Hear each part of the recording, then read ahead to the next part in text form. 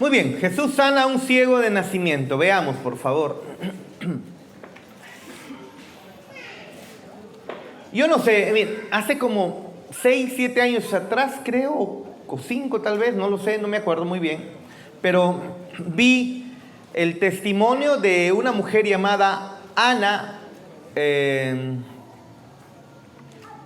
a Erickson, no conozco muy bien no sé pronunciar muy bien el quechua, hermanos, su nombre está en inglés, pero es, a ver, perdón, Johnny Erickson. Seguramente usted ya lo ha visto, yo lo he mandado al grupo en esas épocas, hace como 4 o 5 años atrás, o 6 años tal vez. Una mujer enferma, una mujer con paraplegia, si mal no recuerdo, sentada en silla, bueno, es paraplegia, pues, ¿no? Y sentada en una silla de ruedas, apenas puede mover, creo que solamente la cabeza, pero daba testimonio de cómo es que ella amaba al Señor y amaba el hecho de que el Señor lo que hace es bueno en gran manera. ¿Usted haría eso, hermanos? Estando enfermo, postrado en cama, usted pudiera decir, yo sigo confiando en la sabiduría de mi Dios. ¿Hace eso? O a la primera gripe, Señor, me voy a morir. Bueno, pues, leamos, por favor. Jesús sana a un ciego de nacimiento, de Juan 9. Leamos juntos. Al pasar, Jesús vino a un hombre vio a un hombre ciego de nacimiento. Miren ustedes, miren la teodicea que tenían aquí los discípulos, incluso las gentes y los fariseos, ¿ve? Y le preguntaron sus discípulos diciendo, Rabí, ¿quién pecó, este o sus padres, para que haya nacido ciego? Ciego de nacimiento, ¿no? Respondió Jesús, no es que pecó este ni sus padres, sino para que las obras de Dios se manifiesten en él. Toma, hermano. Me es necesario hacer las obras del que me envió. Me es necesario hacer las obras del que me envió, entre tanto que el día dura.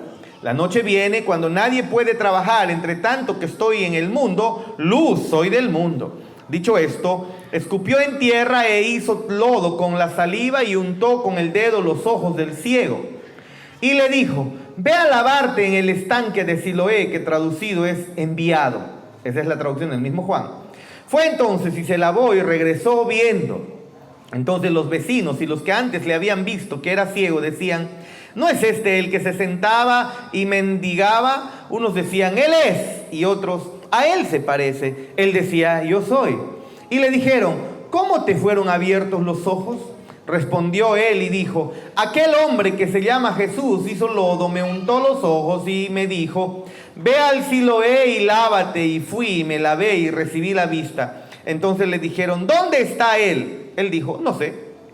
Llevaron ante los fariseos al que había sido ciego, y era día de reposo cuando Jesús había hecho el lodo y le había abierto los ojos. Volvieron pues a preguntarle también los fariseos cómo había recibido la vista. Él les dijo, me puso lodo sobre los ojos y me lavé y veo. Entonces algunos de los fariseos decían, este hombre no procede de Dios porque no guarda el día de reposo. Otros decían, ¿cómo puede un hombre pecador hacer estas señales? Y había disensión entre ellos. Entonces volvieron a decirle al ciego, ¿qué dices tú del que te abrió los ojos? Y él dijo, que es profeta.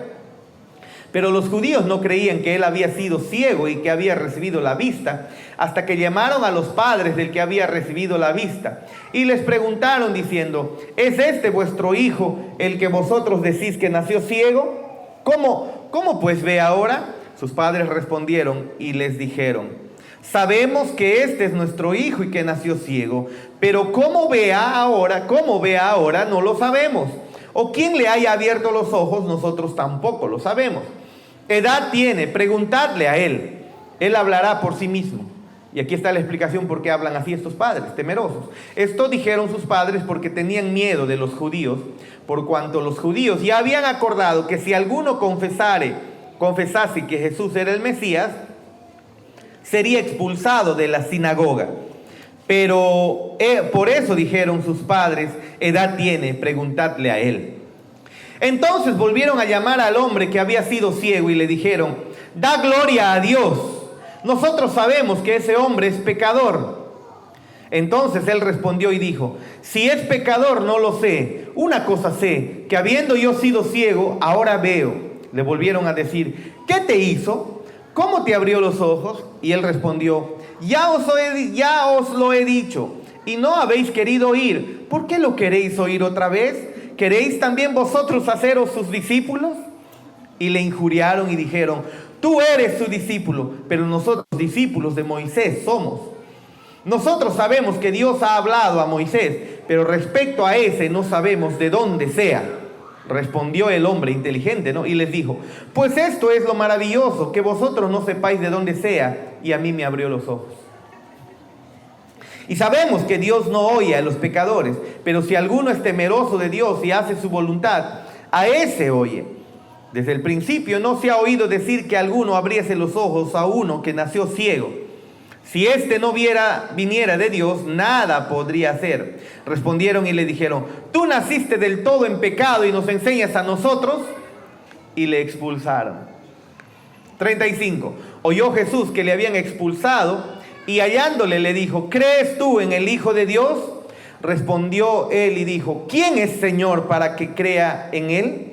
Le dijo Jesús: pues le has visto, y el que habla contigo, él es. Y él dijo: creo, Señor, y le adoró. Dijo Jesús: para juicio he venido yo a este mundo, para que los que no ven, vean, y los que ven, sean cegados. Entonces algunos de los fariseos que estaban con él, al oír esto, le dijeron: ¿acaso nosotros somos también ciegos? Jesús le respondió: si fuerais ciegos, no tendríais pecado. Mas ahora, porque decís: vemos, vuestro pecado permanece. Ruego al Señor, que Él pueda iluminar nuestros corazones con su Santo Espíritu, para que tú y yo también en esta noche podamos ver a nuestro Cristo más glorioso, hermanos. Esa es la palabra de nuestro Dios. Muy bien.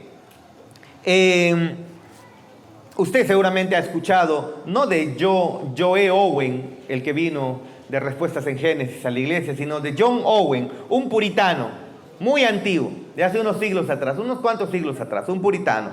Él fue vicerrector de la Universidad de Oxford en el siglo XVIII, XVII, por ahí. Y increíblemente, él logró que pueda ser liberado John Bunyan. ¿Se acuerdan del Progreso del Peregrino? El que escribió el Progreso del Peregrino, una de las obras más hermosas que existe en la literatura cristiana. Usted lo puede encontrar gratis en la internet, ¿no? Incluso está la película del Progreso del Peregrino, donde explica el caminar, aunque no es muy bonita la película, pero sí, creo que en casa lo han leído varias veces los muchachos, pero muy bonito. Él ayudó bastante entonces Owen en la liberación de John Bunyan, que estaba en la cárcel. Se casó amando muchísimo a su mujer. Esta mujer dio a luz 11 hijos y 10 de ellos murieron. Hermanos, estamos hablando de John Owen, el autor de Mortificación del Pecado. Léelo.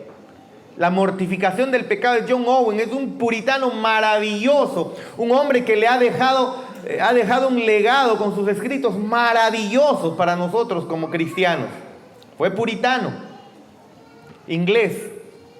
Pero miren, un hombre a quien Dios usó poderosamente, incluso para liberar a John Bunyan. El Señor le da a través de su mujer 10 hijos y entonces solamente uno queda vivo. Sobrevivió hasta los 25 y 26 años, incluso luego falleció. ¿Te imaginas? 10 hijos, hermanos, todos ellos fallecen.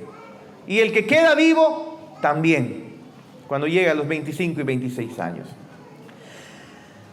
Hermanos, la historia del cristianismo está llena de personajes que adoraron al Señor con pasión, que sirvieron al Señor con integridad, con mucha piedad, con mucha pasión al Señor, cumpliendo los mandamientos, temiendo al Señor, alejándose del pecado y en medio de vivir una vida piedad mucha mejor que la nuestra, una piedad práctica mucha mejor que la tuya y la mía, el Señor no les impidió pasar desgracias y calamidades terribles.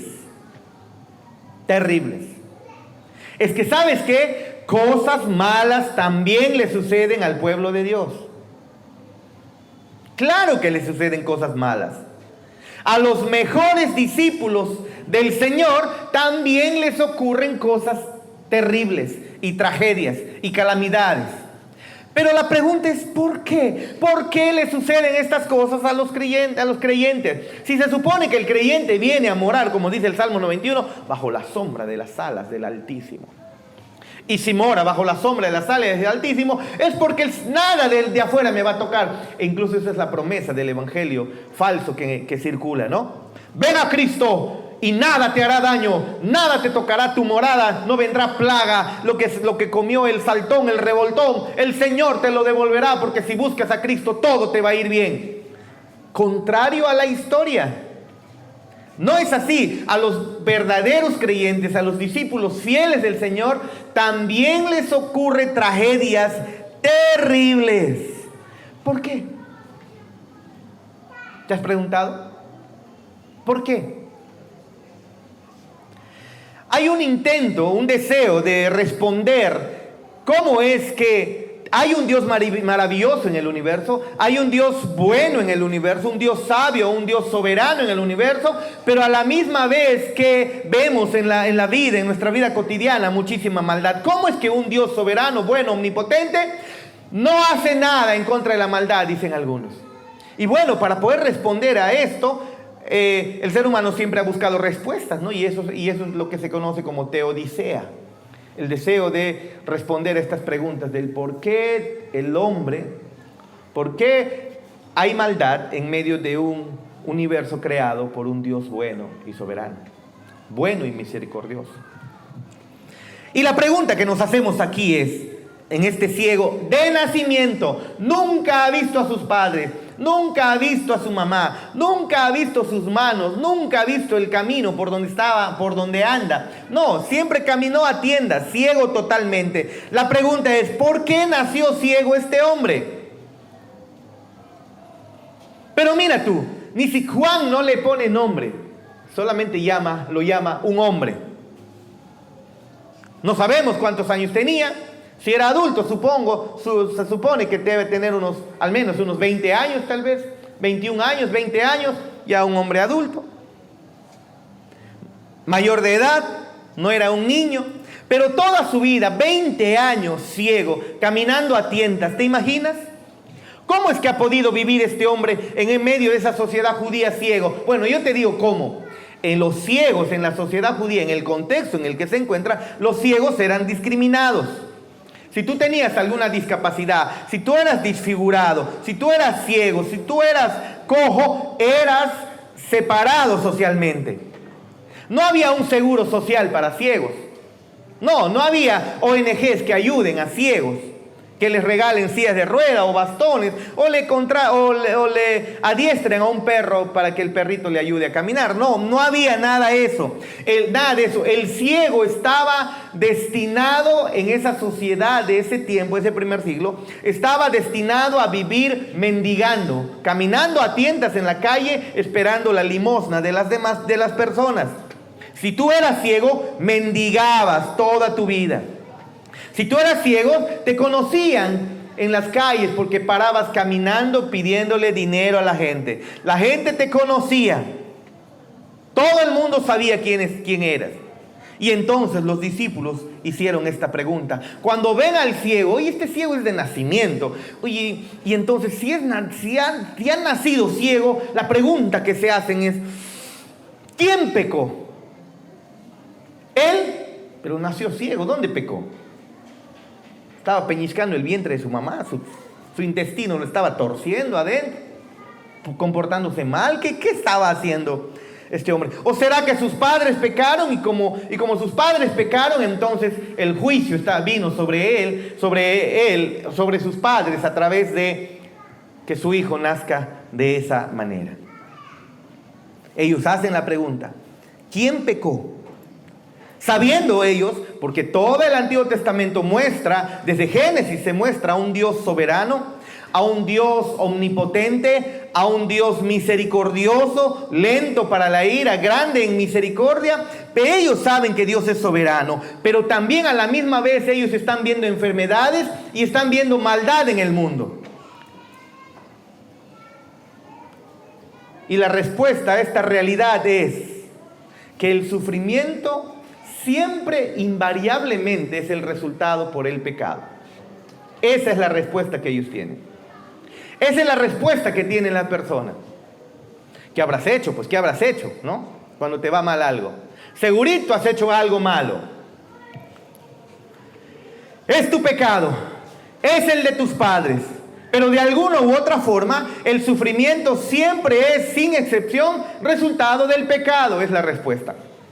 Mire, sabemos muy bien que todo sufrimiento desde la caída de Adán obviamente es consecuencia del pecado, pero estamos saliendo aquí de ese pecado natural y estamos entrando ahora a ese pecado específico que cada uno de nosotros tiene. Claro que el ser humano, claro que la humanidad sufre a consecuencia de la caída, de quebrantar el pacto de obras. Dejemos eso a un lado, esa es la sombría general. Pero aquí la pregunta es más específica, del pecado específico, o del estado natural específico, o del estado específico en el que está este hombre. ¿Quién pecó? Él o sus padres. Saben muy bien que Adán pecó y toda la raza humana se vino abajo. Ellos lo saben, eso está dentro de la sombría general, pero de manera más específica, más específica. ¿Quién pecó? Está diciendo.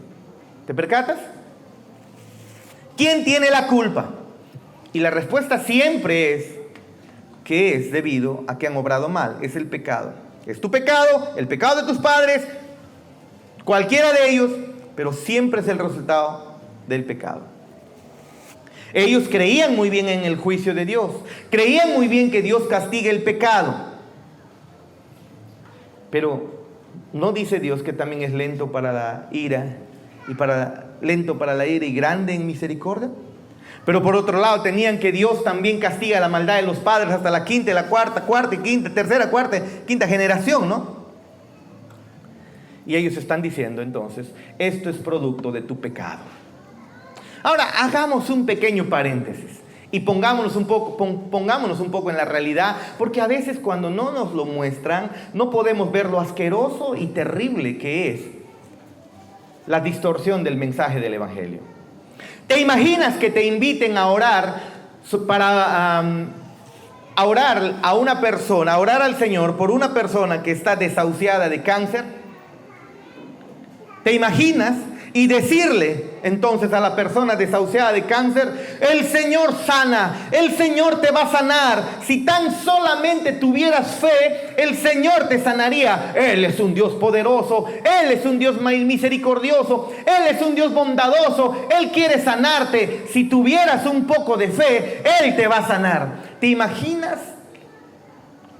qué cruel es hacer eso? Porque si la persona no sana, ¿sabes cuál es la respuesta inmediata a la pregunta del por qué no sanó? No tiene fe. Se murió porque no tiene fe. Ajá. Se está muriendo por su pecado. ¿Por qué? Porque la falta de fe es pecado. Y como no tienes fe, eso es pecado, te mueres por tu pecado. ¿Te das cuenta qué terrible es esto? Decirle a alguien en ese estado que solo necesita fe es una respuesta que viene del mismísimo infierno, hermanos. Porque los creyentes también mueren. Los creyentes también son mutilados. A los creyentes también les pasa cosas desagradables. A los creyentes también sus hijos les nacen enfermos, con síndrome de Down, con enfermedades incurables. Sucede. Y decirle que si tuvieras fe te vas a sanar es una idea gestada en el mismísimo infierno. Viene de Satanás y están en los púlpitos, hermanos. Bueno, analicemos un poco más esta historia. Miren, la primera parte es el encuentro del ciego con Jesús. Y Juan nos señala aquí algunas cositas muy interesantes para tener en cuenta. En el versículo 14, Juan observa cuidadosamente que era el sábado. Ahora, esto es algo recurrente en Juan. Juan está mostrando constantemente que Jesús está obrando en sábado.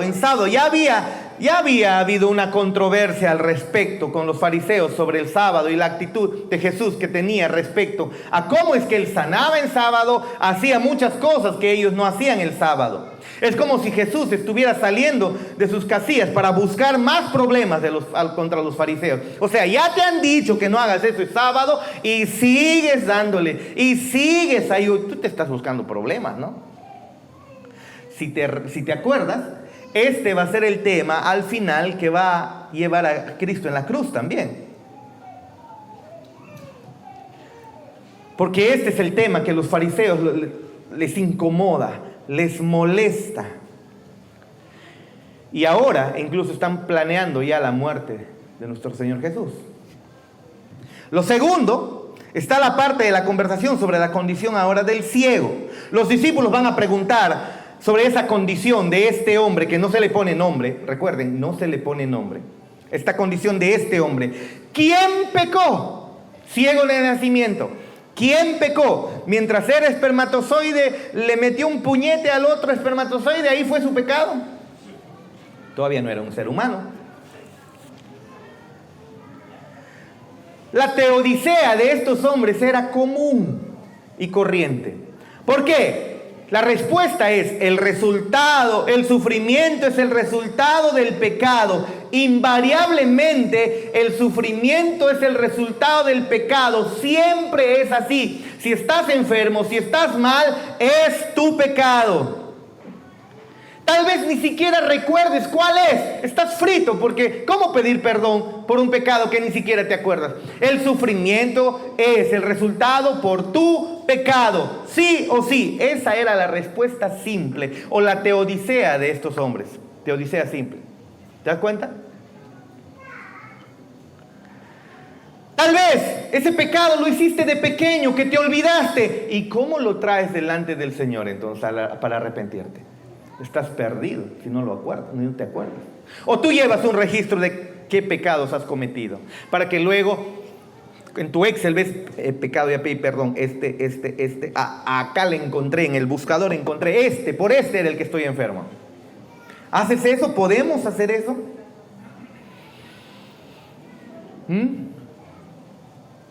Tal vez sea algo que hiciste en tu adolescencia, en esa locura de adolescencia. O tal vez sea el pecado de tus padres. Estos están razonando así, pero de alguna u otra forma siempre hay una conexión para ellos y para muchos entre el pecado y el sufrimiento. Pecas o sufres porque pecas. Y si tú pecas, sufres. Recuerda que estamos sobre la sombría general del pecado original, que es la consecuencia final y total. Pero estamos introduciéndolos más a la vida individual de cada una de las personas. ¿Por qué sufren? ¿Por qué? Ahora, esa es la manera en la que están, esa es la teología y la manera en cómo están respondiendo, por ejemplo, los que están queriendo consolar a Job. Desde Job 4 hasta Job 37, ese es el argumento de los amigos de Job. Eso es. Las cosas no van bien y no van bien, hay problemas, hay dificultades. Debes haber sido malo o seguramente, no se distraigan atrás, Elena, y seguramente estás mal. Seguramente estás en pecado. Hermanos, perdonen, ¿por qué quiero que entiendas esto? Porque en tu dificultad y en tu enfermedad que alguna vez te va a dar, alguna vez vas a tener un muerto en casa. Alguna vez se te va a morir algún familiar. No quisiera que suceda, pero va a suceder. Alguna vez te va a visitar una enfermedad y necesitas saber esto, hermano, hermana. Necesitas prestarle atención, porque si no van a querer pactar en enlace. O salir aquí porque el pastor no ora por las enfermedades. No me lo piden, pues. acá no se ora, todos los domingos debe haber oración imponiendo manos. Me voy a otros donde me hagan eso. No. Por eso es necesario que entendamos esto, hermanos. Y instintivamente, hermanos, nosotros decimos cosas así. Estás mal, te van las cosas mal, te caíste, estarás en pecado, pues. Ahora, seamos justos también y seamos bíblicos. A veces es así. ¿Sí o no? ¿Sí o no? A veces sucede que es así. Constantemente estamos haciendo mal y es cierto que el Señor al que ama, disciplina. No es el caso de esta historia, no es el caso de Job, pero a veces sí es cierto que te van mal e incluso te enfermas debido a tu desobediencia, a tu rebeldía delante de Dios. Sí, el Señor te disciplina. Dios muchas veces nos visita por nuestros pecados. Claro que lo hace. Pero este caso, y en el caso de Job, no es así. ¿Quieren ver la diferencia? Por ejemplo, tomemos el SIDA como ejemplo. Hay dos maneras de contraer SIDA. Se puede contraer SIDA por ser promiscuo sexualmente. Tienes distintas parejas, una pareja el lunes, una el martes, una el miércoles. Bueno, ya estoy haciendo la exageración, ¿no? El asunto es que tienes cantidad de parejas. Muchas parejas. Terminas con una en un mes y en el próximo mes tienes otra. O en el año, 2 parejas. Eso ya es ser promiscuo.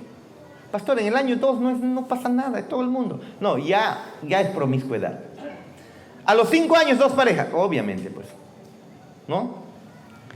Pudiera ser que tú te contraes por ser promiscuo. Así que si te contraes de SIDA por promiscuidad, es tu culpa. ¿Te das cuenta? No puedes tú decir, ¿por qué? Por promiscuo, pues. Eso es. Es por el estilo de vida que llevas, que has llevado o que llevas. Pero puedes contraer el SIDA sin tener la culpa. A través de una pareja que no te es fiel, que por ahí te está engañando, tú no sabes nada, y tu esposa o tu esposa, y entonces tú contraes el SIDA. Así le pasó a una tía mía, que ya falleció hace mucho tiempo. Y el hombre todavía vive. Está en Argentina. Pero él le transmitió a mi tía. Mi tía murió, pero él no llega a morir. Estoy hablando de hace ya casi 30 años atrás. Bueno, yo tenía casi 18, creo, cuando falleció. Creo que por ahí. O 20. Estoy bien viejo, ¿no, hermanos? Otra vez. Pero puede suceder, ocurre, y que tú no tienes la culpa. O podrías contraer SIDA a través de una transfusión de sangre. O cuando te van a cortar el cabello en el barbero y no te cambian el gilet. Y ese gilet usaron en alguien que tenía SIDA. ¿Puedes contraer SIDA? Sí, lo puedes hacer y no es tu culpa. ¿Sí? ¿Se dan cuenta la diferencia? Pero en este caso, Jesús no está interesado en responder a la pregunta ¿quién pecó? No importa quién peca. Al final de cuentas, todos hemos pecado.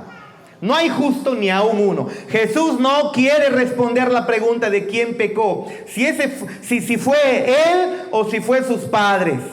No se preocupa Jesús por responder esa pregunta. Más bien se preocupa por responder a la pregunta: ¿cómo puede Dios ser glorificado en una situación tan difícil como esta?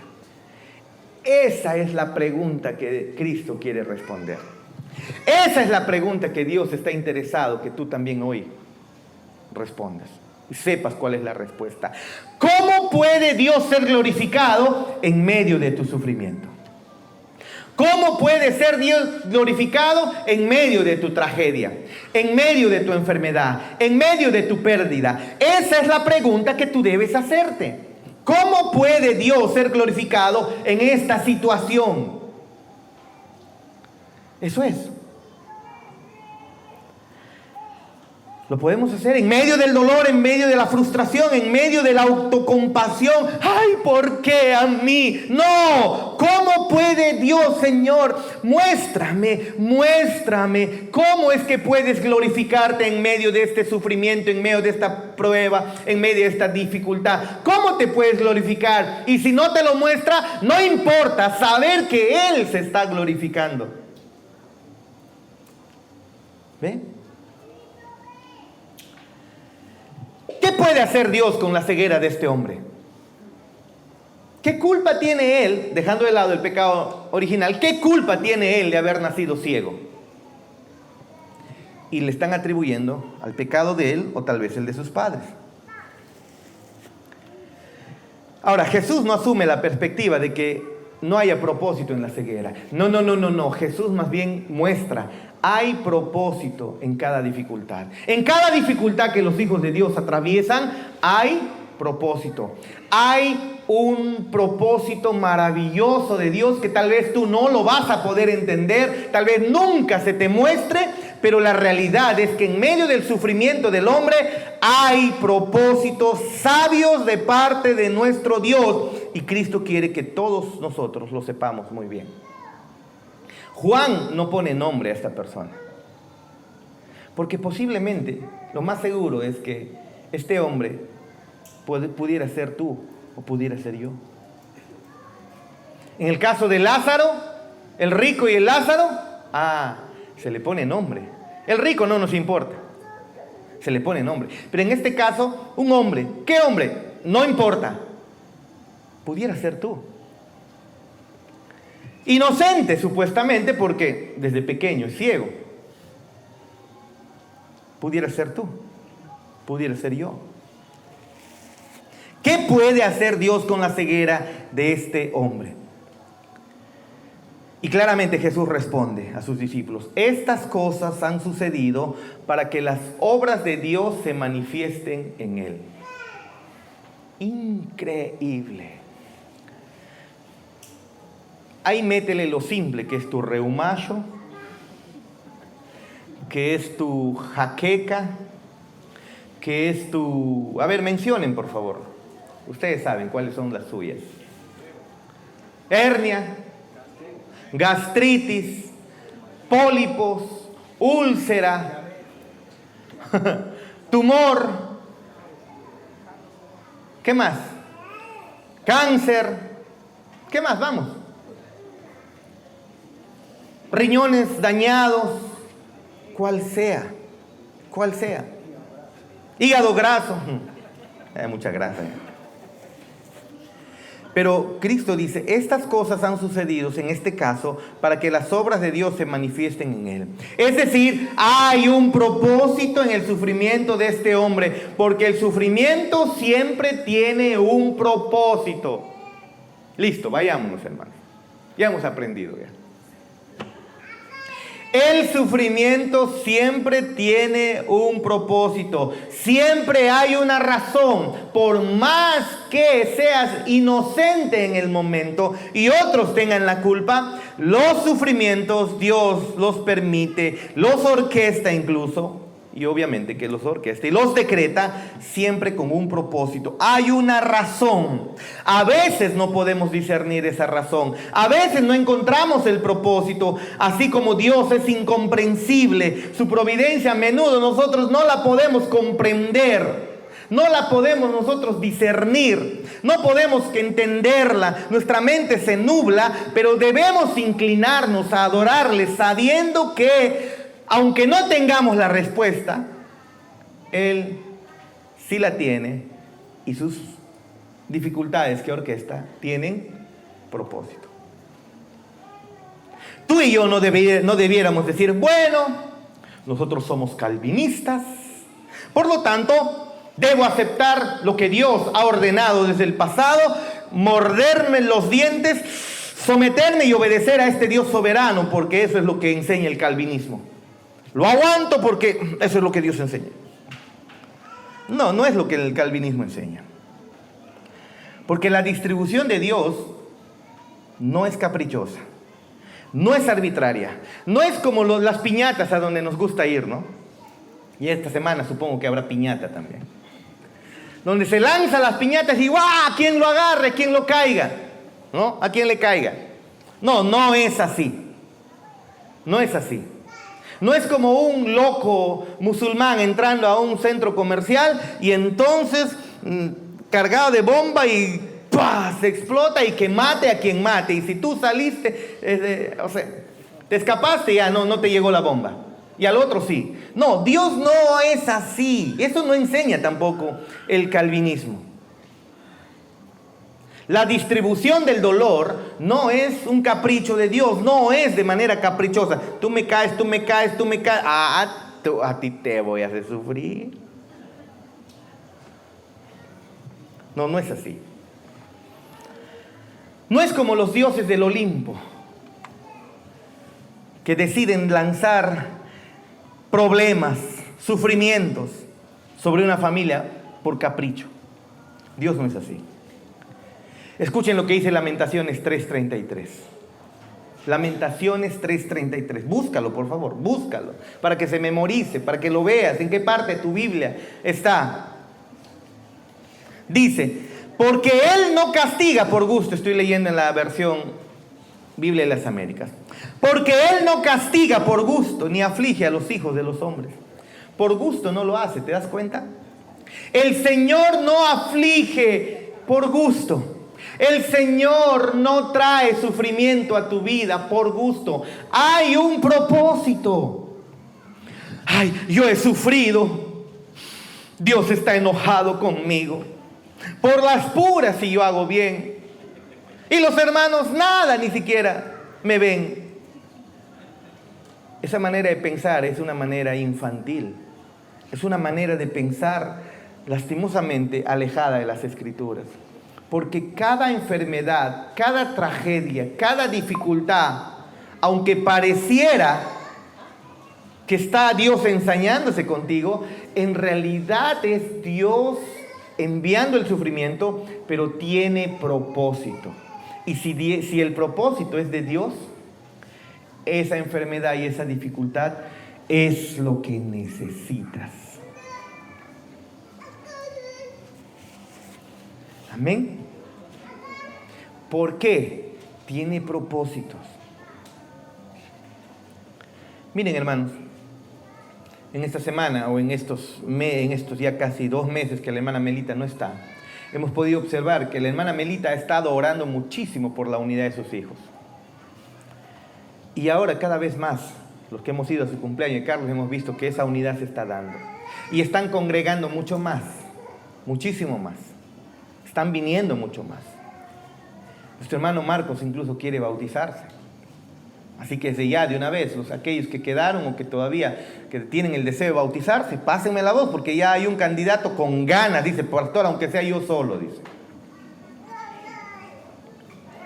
Pero es que ahorita está en Huánuco, él ha viajado a Huánuco, si no estaría acá.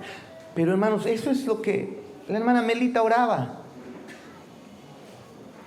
¿Cuántos hemos llorado la muerte de la hermana Melita? Pero mira de lo que está ocurriendo. Las dificultades del Señor tiene propósito. Y Lamentaciones dice que Él no castiga por gusto. No lo hace. No, Dios no presiona el botón de tu sufrimiento solo por puro odio descontrolado. Dios no es así. La providencia de Dios siempre es inteligente. Siempre es sabia. La providencia de Dios siempre tiene un propósito. ¿Eres chato? La providencia de Dios tiene un propósito. ¿Eres alto? La providencia de Dios tiene propósito. ¿Eres negro? La providencia de Dios tiene un propósito. ¿Eres blanco? La providencia de Dios tiene un propósito. Tiene un propósito. ¿Te tocó una enfermedad? Tienes un propósito. Los cristianos en el pasado han llegado a decir, la providencia de Dios es mi herencia. Wow, hermanos, qué nivel de madurez.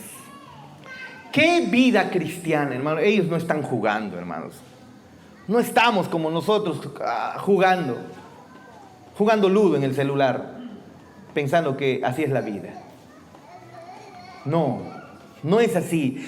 Ellos decían, la providencia de Dios es mi herencia. Es decir, lo único que recibo cada día es la providencia de Dios.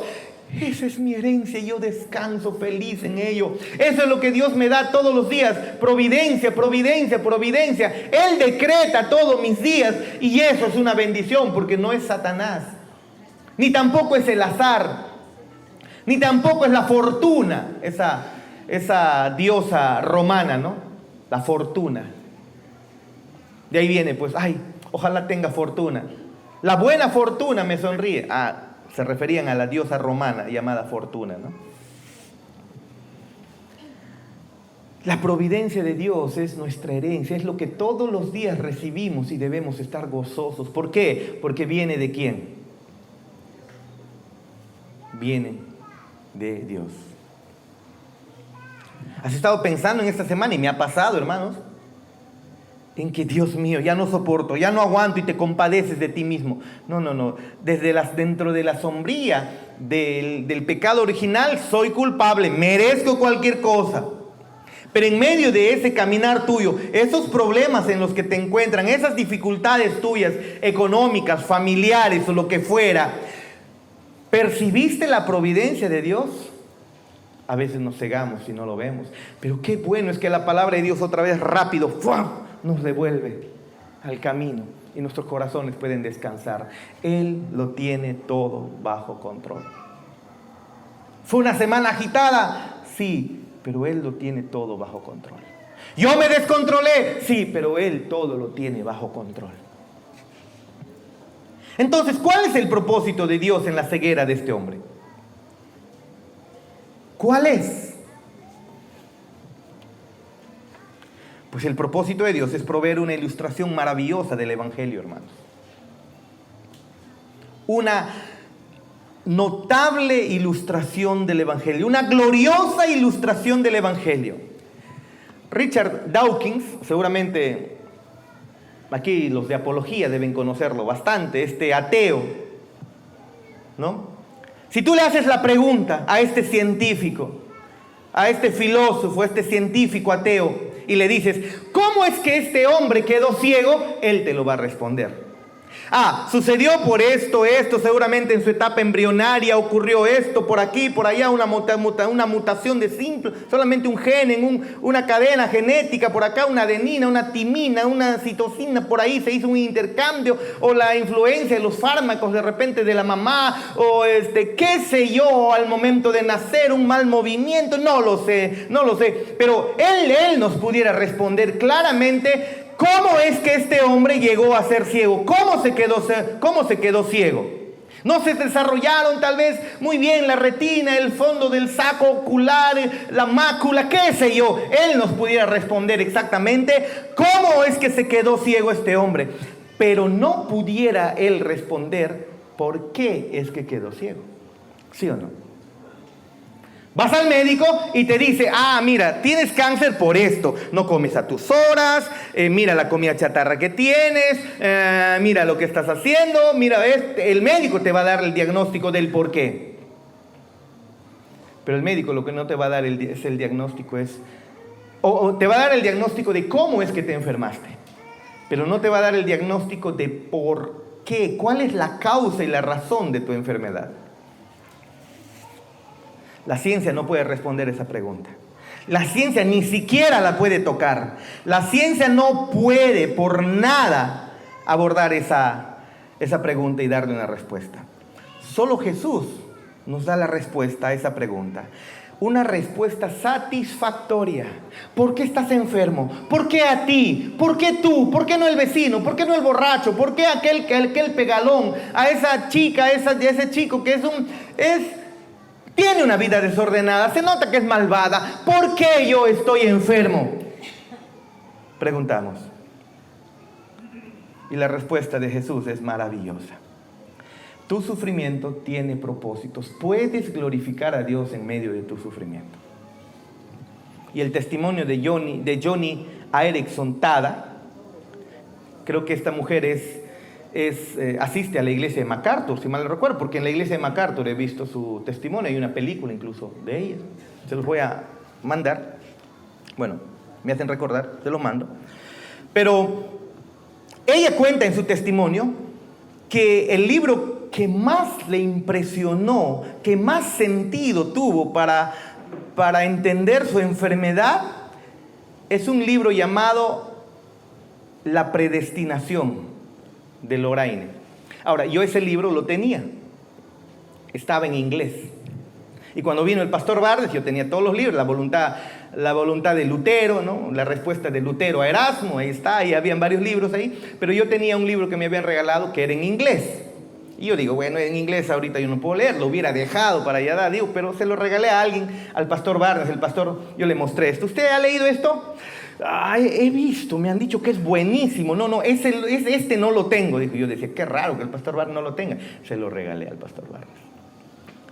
Pero este libro de la predestinación, la doctrina reformada de la predestinación, es un libro difícil de leer. Si tú lees La voluntad determinada de Lutero, también es bien difícil de leer. Y este libro también es muy difícil en español, es bien difícil de leer. Increíblemente, esta mujer, al leer este libro, encontró una respuesta maravillosa que consoló su agonía en medio de su sufrimiento de estar parapléjica, sin poder moverse.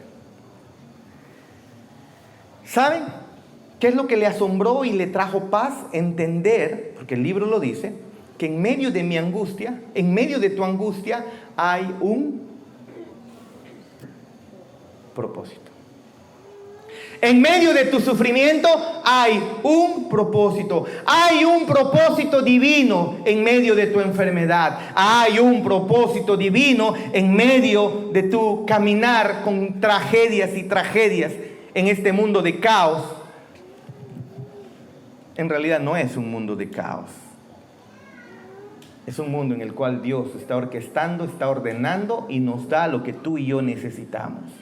Y la pregunta que debes hacerte es, ¿cómo glorifico a Dios con esta dificultad? ¿Cómo glorifico a Dios con esta tragedia? Busca responder esa pregunta. En vez de preguntar, nadie me quiere, tipo el Chavo. Todos me abandonan. ¿Por qué a mí? Son preguntas que muestran que no eres maduro. Eres Chávez. No eres maduro. Estás verde.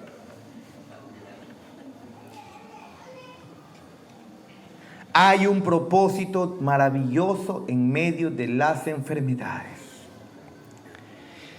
Y para avanzar, ¿te das cuenta en lo que Jesús hace aquí sobre este joven?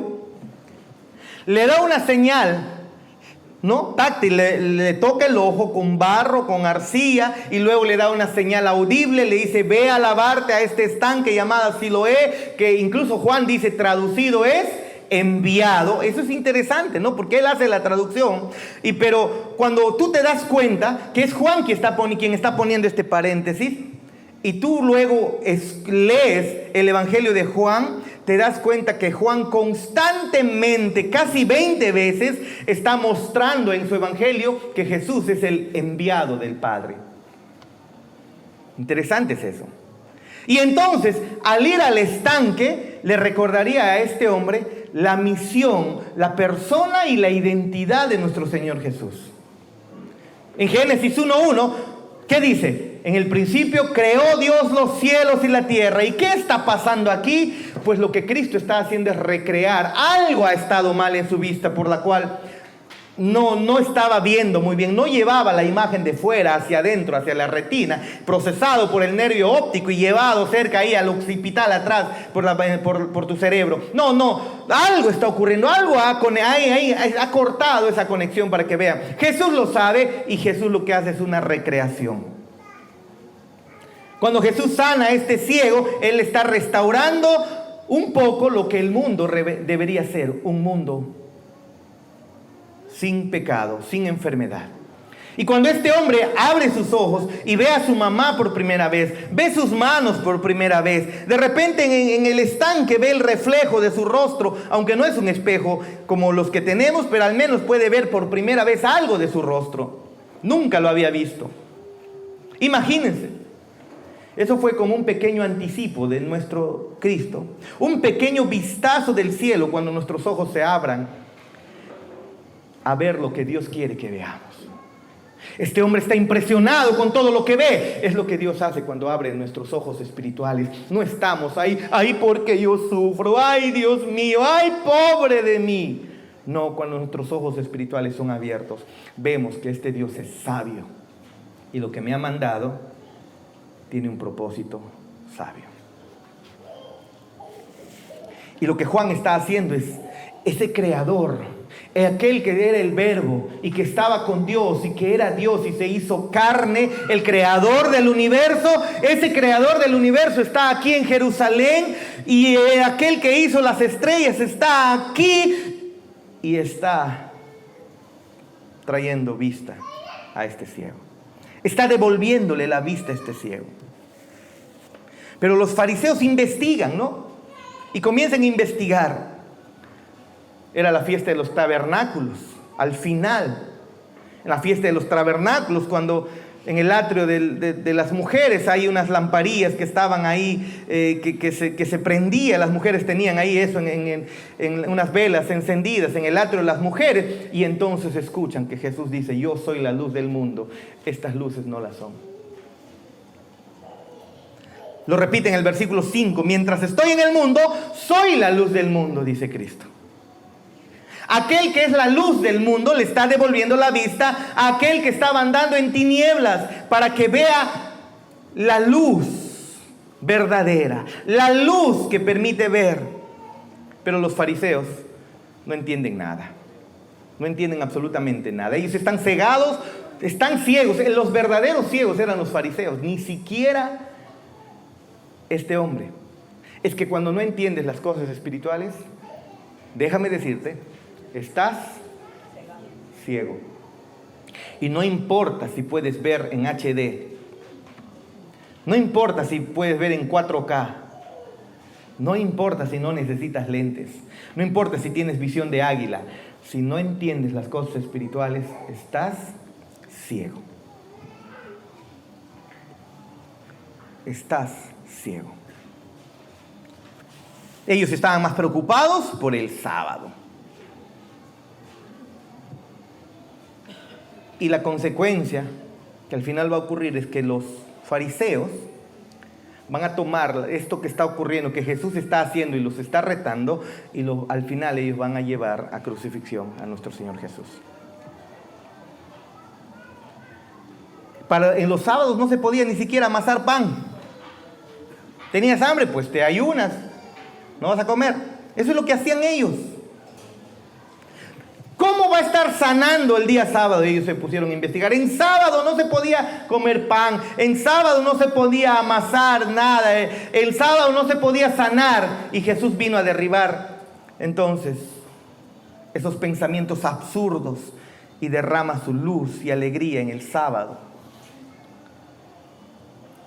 Y ellos creen que este hombre no está ciego. Pero sí lo estaba. Lo verifican con sus padres, pero aún así no quieren creer. Y Jesús como que les cita, ¿no? Isaías 6, Dios les ha cegado los ojos para que no vean. Cuando vienes a la iglesia y no entiendes de lo que hablamos acá, y después sales de acá, ¿dónde hay una iglesia donde me hablen más bonito? ¿Dónde hay una iglesia donde me dicen, ¡recibe! Déjame decirte que estás en serios problemas. Venir a la iglesia y no entender. Yo te aconsejo algo. Clama al Señor que abra tus ojos, porque estás en camino de muerte. Clama al Señor para que el Señor te conceda el poder a ver. Y lo último, este hombre ciego comienza ciego, abre sus ojos, pero eso no es lo más maravilloso. Lo más maravilloso es que este hombre se convierte a Cristo. Eso es lo más maravilloso. Sus ojos abiertos no sirven de nada si en realidad sus ojos abiertos no ven la gloria de Cristo que está enfrente de él. Versículo 35 en adelante. Con los fariseos Jesús se pone fuerte, se pone más rudo, ¿no? Así se pone Jesús con los fariseos. Pero para con este hombre es misericordia, es amor. Han expulsado de la sinagoga y Jesús se ha enterado que lo han expulsado a este hombre de la sinagoga y Jesús lo ha buscado, lo ha encontrado. Jesús dice, al que viene a mí yo no lo echo fuera. Y este hombre llega a comprender quién es el que está enfrente de él. Versículo 11. El hombre dice, fue Jesús quien me sanó. No tiene idea de quién es. No tiene idea de dónde viene. Solo dice, alguien me sanó. Fue Jesús quien me sanó. Yo no lo he vuelto a ver. En el versículo 17, es un profeta. En el versículo 22, preguntan, ¿será este el Cristo? En el versículo 35, ¿no? Cuando Jesús le pregunta si cree en el Hijo del Hombre, él responde, muéstrame dónde está. Este hombre está abierto sus ojos y no sabe muy bien quién es Cristo. Aquí viene la verdadera ceguera quitada. Muéstrame dónde está. Y Jesús le responde, yo soy el que está a tu lado. Y él cree, ¿y sabes qué es lo que hace? Adora. Maravilloso. Increíble. El ciego se le abrió los ojos y luego el ciego, al creer en Cristo, termina adorando porque aprecia a Cristo como lo que realmente es. El Dios del universo, el Rey del universo, el Rey de reyes y Señor de señores. El Evangelio en medio de él. Así es como funciona el Evangelio, hermanos. No se menciona el nombre de este hombre. Puedes ser tú. Puedes poner tu nombre. Y tal vez eres tú quien necesita un toque de Cristo por el poder de su Santo Espíritu para que puedas ver lo glorioso que es Cristo, el tesoro precioso que es Cristo en medio de tu dificultad y decir, Él es mi Dios. Señor, ¿cómo te adoro con mi enfermedad? ¿Cómo te adoro con esto que tal vez nunca se sane?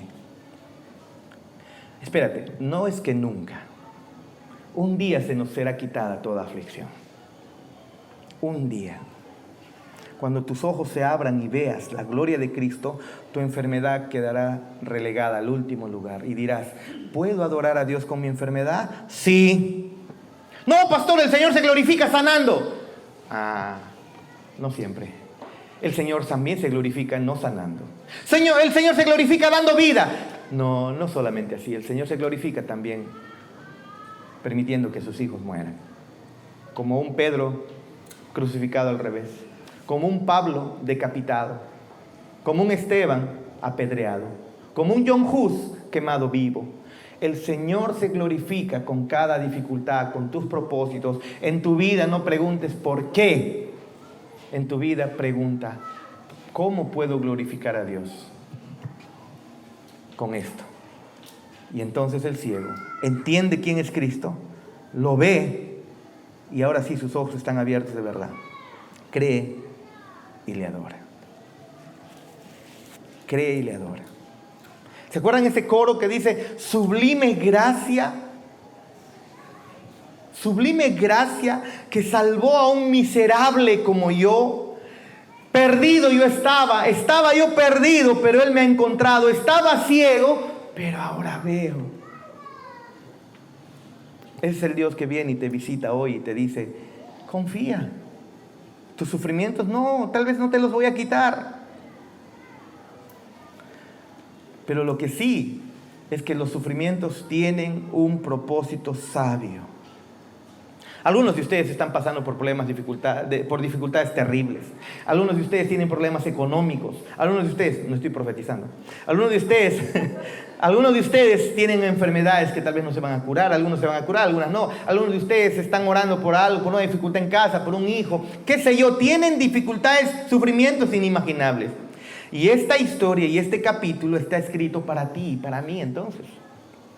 Está escrito ¿para qué? Para que puedas tú subrayar que Dios tiene un propósito en esto. Si vienes a preguntarme por qué, yo no lo sé. No sé cuál es el propósito de Dios. El propósito general es que es para la gloria de su nombre. Solo créelo.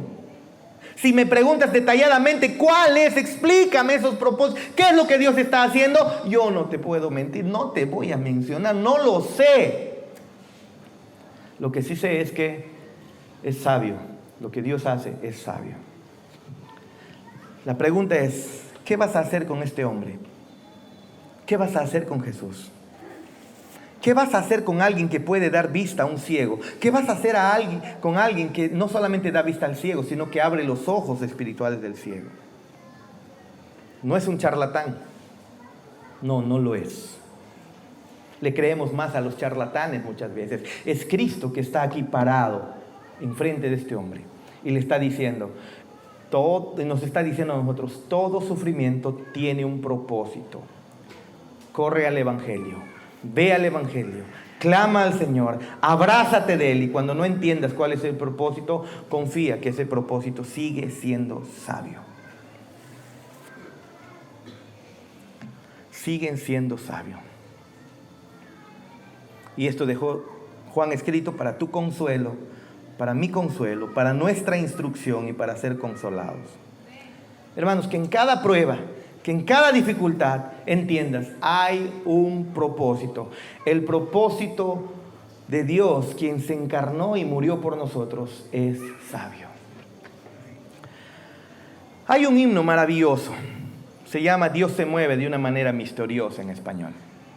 Lo he buscado, es muy hermoso, muy bonito. Se los leo. Escuchen este maravilloso himno. Dios se mueve de una manera misteriosa. Realiza sus maravillas.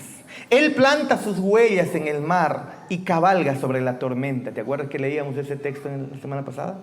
En lo profundo de las minas oscuras y ocultas, con una habilidad que nunca falla. Él crea todos sus brillantes diseños y obra su soberana voluntad. No juzguéis al Señor por vuestro débil sentido. Si tú no lo entiendes, no juzgues al Señor, pero confía en Él por su gracia. Detrás de una providencia ceñuda, esconde Él una cara sonriente. Los propósitos de Dios madurarán rápidamente, desplegándose cada hora. El brote puede tener un sabor amargo, pero dulce será la flor. La incredulidad ciega seguramente errará, y en vano escudriñad su obra. Dios es su propio intérprete, y Él lo deja bien claro. Él hace y deshace, pero lo hace sabiamente, no caprichosamente. Busca al Señor mientras puede ser hallado. Que tus ojos espirituales sean abiertos, es tu mayor necesidad. Y entonces puedas ver la providencia de Dios operando en tu vida, con o sin dificultades, con o sin muerte, con o sin problemas, con o sin tragedia. Nuestro Dios es sabio, te da lo que tú y yo necesitamos. Oremos, por favor, pongamos de pie.